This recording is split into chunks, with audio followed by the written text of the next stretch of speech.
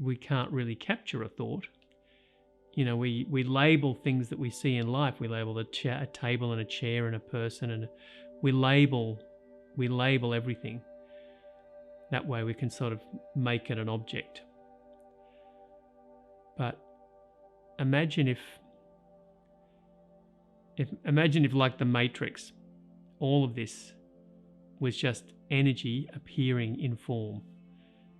The oneness appearing in different coding, different form through DNA or other things that design the expression of that form. But ultimately it's still just energy, somehow stuck together in that way.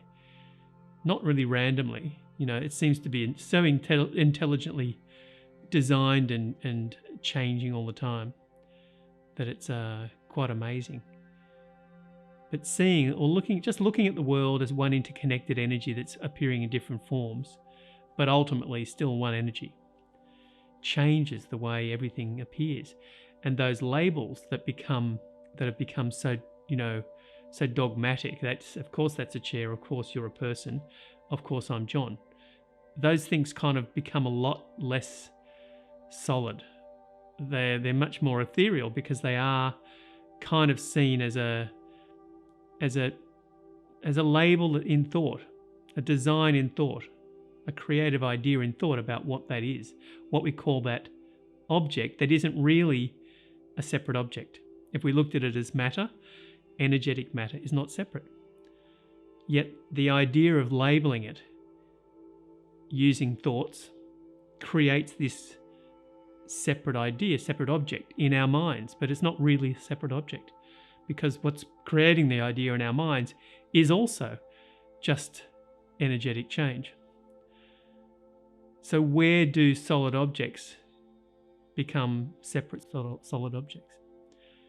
You know, I'm not saying that a table or a chair or a person, you could touch them and they're a solid object, seemingly solid object.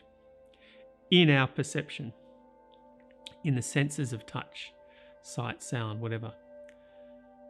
You know, they seem to be a separate object, but they're not really, they're just appearing that way. And the energy that touches it is the same energy that's expressing as a solid form in this matter, in this way. I guess this investigation might sound very scientific, but it's really breaking down the walls of structures of ideas. And not so that nothing, it becomes nothing.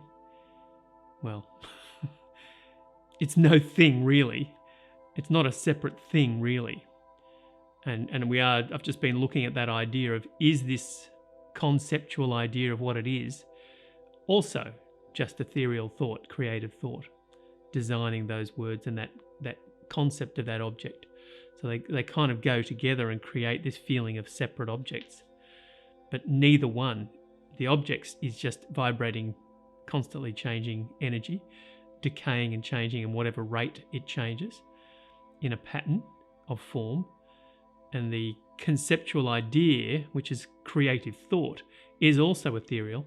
And that's what is saying that that object is what it is. But both are actually just energy.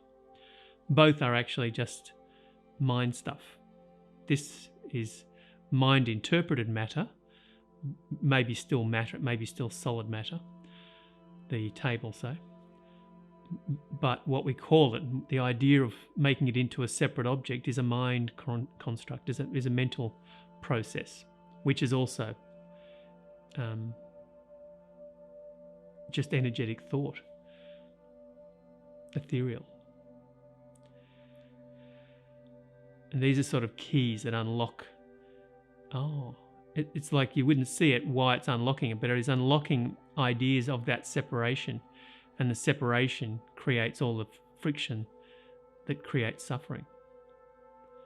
So if it's seen that possibly what you're interacting with as this human being is actually the same loving energy with admittedly contrast and polarities